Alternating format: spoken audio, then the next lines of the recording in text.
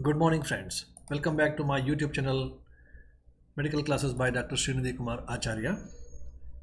Don't forget to subscribe my channel and also please give your valuable comments. So, friends, we were discussing about different vital data in the due aspects of history taking. So, we have completed up to place, age, name, sex, educational status, and place has been completed. Now, what is the importance of religion and caste? Caste or religion in the history taking, which will be covered in the context of vital data. Now we know that as far as the medical history is concerned, uh, taking history of the religion and caste or one particular uh, religion, caste or panth, so that is very important because that gives some of the clues in the medical history. Okay.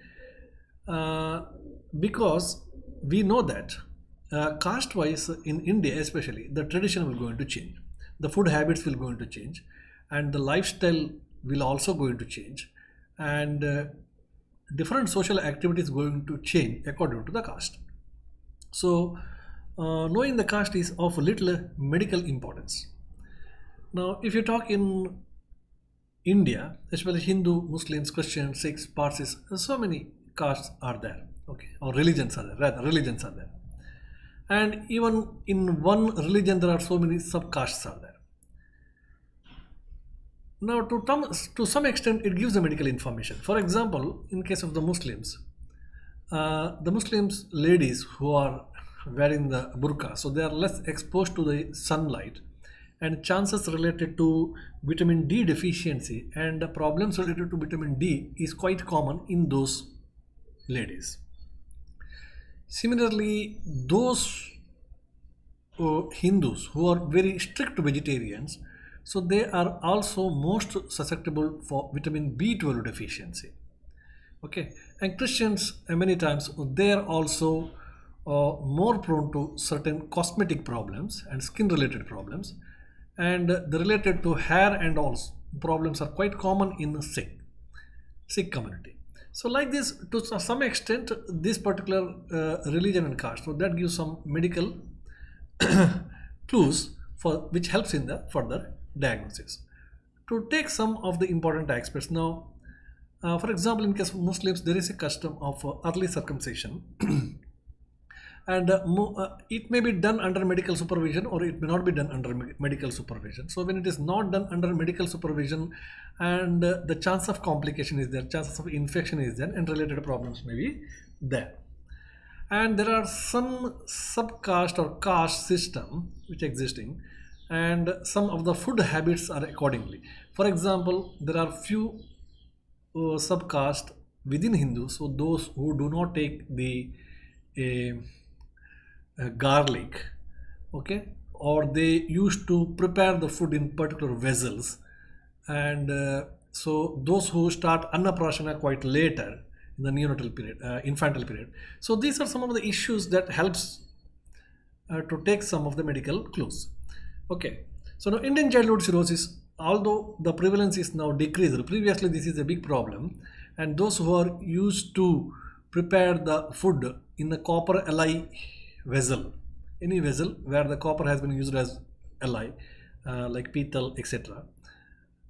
So they are more prone to develop Indian childhood cirrhosis because of the copper deposition in the body. Of course, nowadays this tendency is not there, but still this point has to be identified. Okay, there are so many strict vegetarians, they may suffer from some of the vitamin deficiency disorders, and similarly, in the context of annaprasana and phalaprasana, so different familial customs are there.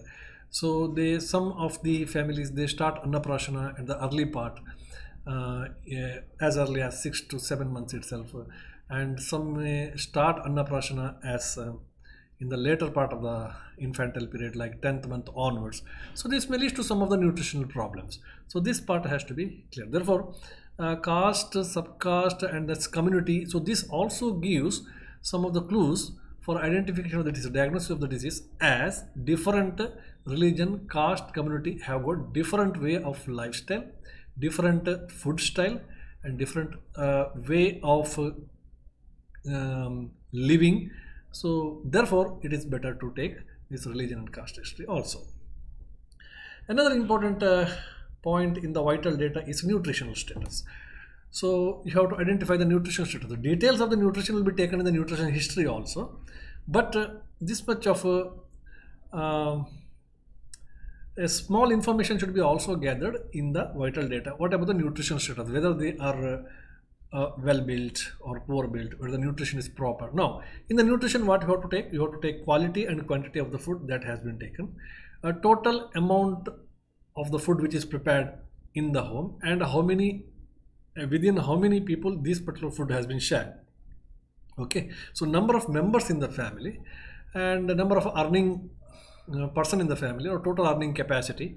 So that has to be estimated, and later whether the food they are taking, whether it is calorically rich or not. So whether the food, the nutrition they are taking, so that is a complete food or not. Okay, so what is their staple food, what is their concept of complete food, whether it is, or balanced food, whether it is followed or not. They may be taking lot of rice, but it is not considered as complete food. Okay, so they are not taking the ghee at all or oil at all in their food. It's not a complete food. So like that, food hygiene, nutritionally how much they are aware, which type of nutrition are there, because nowadays the most common problem is malnutrition, overnutrition and undernutrition both. Malnutrition means abnormal nutrition, overnutrition means obesity, exogenous obesity, and the undernutrition means a poor nutrition. Okay, so all the three problems are common. Therefore those who are having good amount of economical support, so they are now developing overnutrition, and those who are not having the money, so they are developing undernutrition.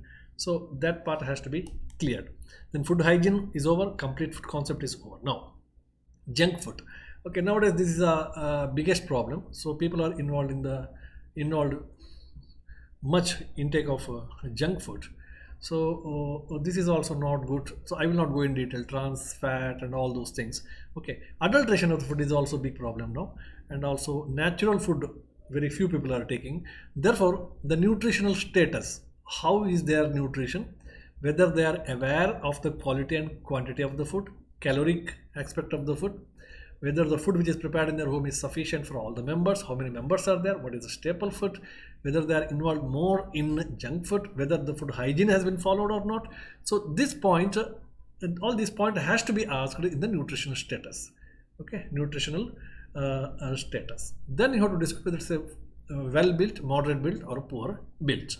Of course, the same point also comes in the general examination also. Okay, in the general examination there we'll have the detailed examination, but here it's just information about the nutritional status. Another one is the marital status. Of course, you can ask in the newborn baby and the infants, or in the childhood period, or even up to the adolescence. Marital status is not actually valid for the kids, but marital status of the parents is very important. Okay, this is not applied to the kid, but for the parents it's applied. Okay, now what are the things that you have to ask, especially whether the child which is there, so whether he is an adopted child or biological mother or parents, or whether consanguinity is there. So these points has to be asked. Marriage between the close relatives, first degree relative, second degree relative, that has to be asked, because it's very important for the identification of the chromosomal disorders, rather the hereditary disorders. You have to check whether the child is adopted child or a naturally born child. Then IVF, whether the child was born by IVF like methods or other surrogate methods like that. So this portion has to be asked. This is especially asking the marital status for the baby. Okay, so we have to inquire the detail how this particular baby was born by the parents. Okay, therefore it is very important to ask the marital status of the couples.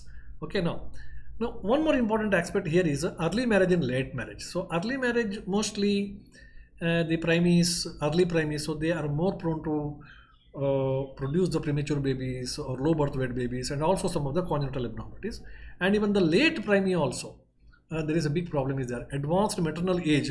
Okay, so we know that some of the chromosomal problems are more common in the advanced maternal age, like Down syndrome.